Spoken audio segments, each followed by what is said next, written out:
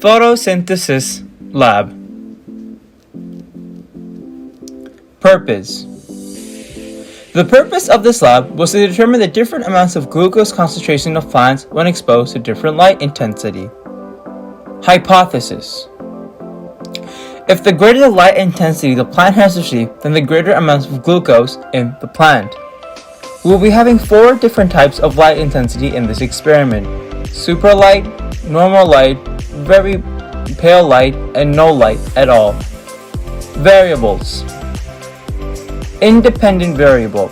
Our independent variable of this lab is the light intensity, which there are 4 of as explained in the hypothesis. Dependent variable, spinach leaves.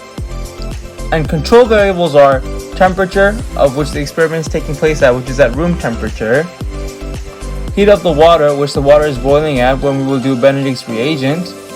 And the amount of water used when turning the spinach into a paste so it can be centrifuged. Procedure. First, we take our 4 leaves and we place them under different light intensities, as explained before. Then, we're going to take all the 4 leaves and we're going to dip them in boiling water for 10 to 15 seconds. This kills the cells so the permeability of glucose can happen. Then, we take a mortar and pestle and we add 3.5 grams of sand plus 12 milliliters of distilled water. Then, we add the leaf to this moisture and grind it up into a liquid paste. Then, we take a liquid from the paste using a peptide and put this liquid into a microtube and we centrifuge it for 5 minutes. Then, we take our centrifuge liquid and insert it into the test tube. We also take 1 milliliter of Benedict's reagent. After we have taken 1 milliliter of Benedict's reagent, we add it to our centrifuge liquid. Once we have taken our solution of Benedict's reagent and the centrifuge liquid, we use a retorque stand and place it in hot boiling water under a hot plate. We also have to make sure that the solution is fully engulfed under the boiling water. Then we analyze our results. Analysis. As you can see, in our solution of Benedict's reagent and our centrifuge liquid, when engulfed in boiling hot water, the color doesn't really change. It either goes from dark green or to lighter green. For the plants with no light intensity, it went to a darker color, while the plants with a light intensity, it went into a lighter color.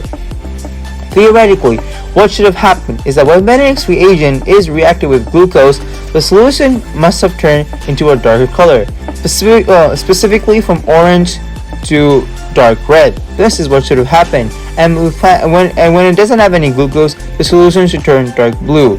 But for our results, it turned into a dark green solution, indicating something must have gone wrong.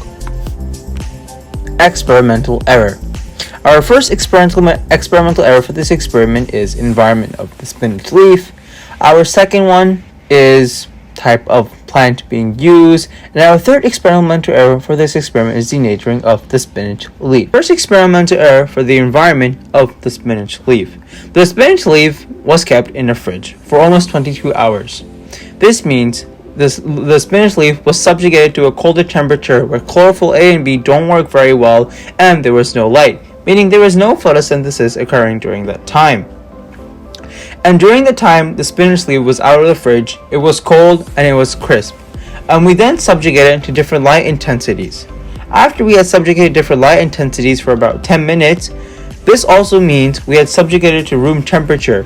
And temperature changes gradually. It doesn't change instantly, meaning the spinach leaf takes time for it to recover from a colder temperature to our normal room temperature.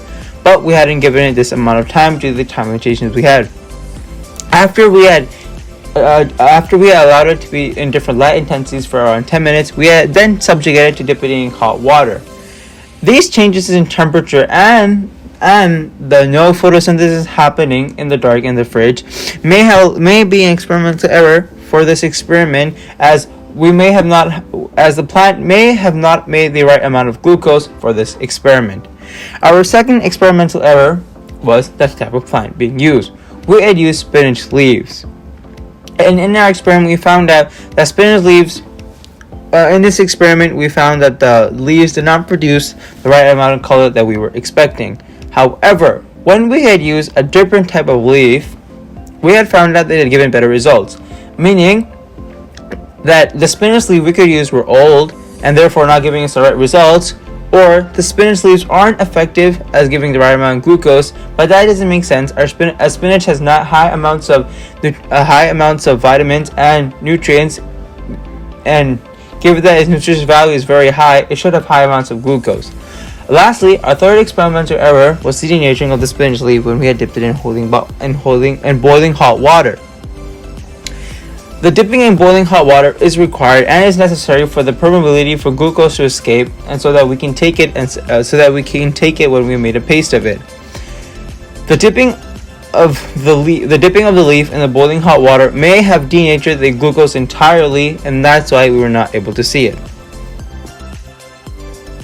Conclusion. Although our experiment did not work as entirely as it should have, we can say that our hypothesis was right. Our hypothesis said that the plant which had a higher glucose concentration should have a difference based on the light. It should have a difference on the color of change it should have when Benedict's reagent is reacted with a liquid from the plant containing the glucose and then it's placed in hot water. On the wavelength spectrum, we can see that the plant with no light intensity is closer to blue, while the plant with the light intensity is closer to yellow or green. And based on these results, we can say that the one which is closer to blue has no glucose in it or less glucose, while the ones closer to green or yellow or to red, as it theoretically should have been have a higher amount of glucose. And therefore, we can conclude that our hypothesis was right. Thank you for listening to the Photosynthesis Lab presentation.